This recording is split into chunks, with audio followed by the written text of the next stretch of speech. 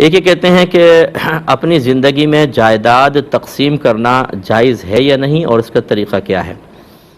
دیکھیں، جتنے بچے ہمیں سن رہے ہیں جن کو اولاد کہہ سکتے ہیں، آپ کے ماں باپ اگر پیرنٹس ابھی حیات ہیں، اللہ ان کو درازی عمر بالخیر عطا فرمائے، وہ اچھی طرح اس مسئلے کو سنیں۔ بعض اوقات اولاد یہ سمجھتی ہے بھی ماں باپ زندہ ہیں، ان کی پراپرٹی میں، ان کی دولت میں ہمارا حق شامل ہو گیا۔ جب تک ماں باپ زندہ ہیں اولاد کا ان کے مال پر کوئی حق نہیں ہوتا۔ لہذا جو اولاد زندگی میں ڈیمانڈ کرتی ہے بھی میری وراثت مجھے دے دو، ابھی آپ کو کہاں سے دے دیں صاحب؟ پہلے تو آپ ثابت کریں کہ آپ کا حق مال میں شامل ہوا ہے۔ جب پیرنٹس فوت ہوتے ہیں پھر آپ حقدار بنیں گے۔ زندگی کے اندر سختی کے ساتھ، جبر کے ساتھ نہیں کر سکتے ہیں۔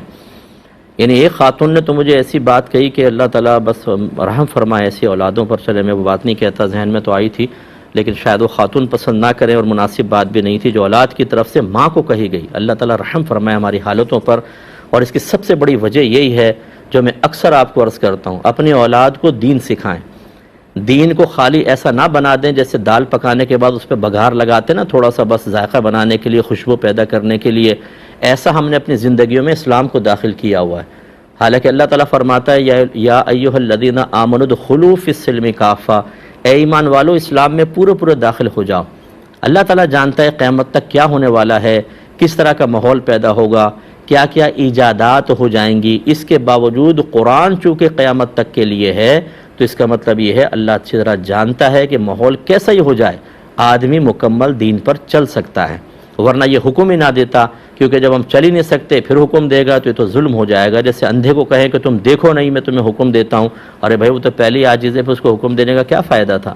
تو اس لیے ماں باپ بعض اوقات گڑبڑ کرتے ہیں۔ بہرحال اب اس کا جواب یہ ہے کہ زندگی میں کوئی ماں باپ کو تقسیم کرنا واجب تو نہیں، لیکن اگر وہ چاہتے ہیں ہم زندگی میں دے جائیں، میرا مشورہ یہ ہے سب سے پہلے آپ ایک فتویٰ لے لیں کہ آج اگر میں مر جاؤں تو میری کس اولاد کو کتنا ملے گا۔ اپنا مال، اپنی پراپرٹی، چاہے وہ دکانیں ہیں، پلاٹ ہیں، مکان ہیں، وہ سب آپ تفصیل دے دیں، اس پہ فتویٰ لے کے رکھ لیں اور بچوں کو بتا دیں کہ ہم مرے اس فتوے کے مطابق تقسیم ہوگی۔ ایک تو یہ طریقہ ہوتا ہے۔ دوسرا یہ ہے کہ آپ چاہتے ہیں زندگی میں دے دوں بس، ٹھیک ہے، آپ کی مرضی ہے۔ اس میں اب دو قول ہیں۔ اس میں افضل صورت یہ ہے کہ سب کو برابر دیں۔ اس صورت میں لڑکا لڑکی برابر ہوتے ہیں، دونوں سب کو، دو بیٹے دو بیٹیاں ہیں تو کل مال کے 4 حصے کریں، ایک حصہ سب کو دے دیں۔ اور جو کم افضل قول ہے جس کو مفضول کہتے ہیں، اس میں اسی طرح تقسیم کریں جیسے وراثت ہوتی ہے کہ 2 حصے لڑکے کے اور 1 حصہ لڑکی کا۔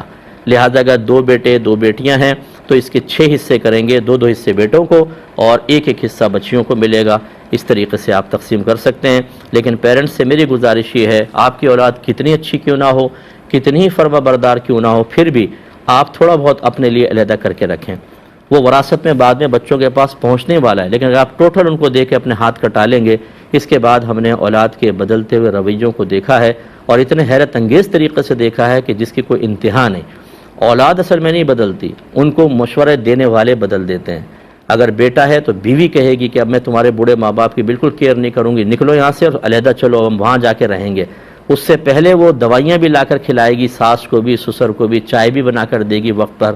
اچھا، میں ہر بچی کے بارے میں ایسا نہیں کہہ رہا ہوں، کوئی بدگمانی کی حاجت بھی نہیں ہے، لیکن جو ہمارا معاشرے کا مشاہدہ ہے وہ یہی ہے کہ اب چونکہ ان کے پاس کچھ نہیں رہا، بیکار ہو گئے، چھوڑو اب نکلو، اب ان کی کون خدمت کرے۔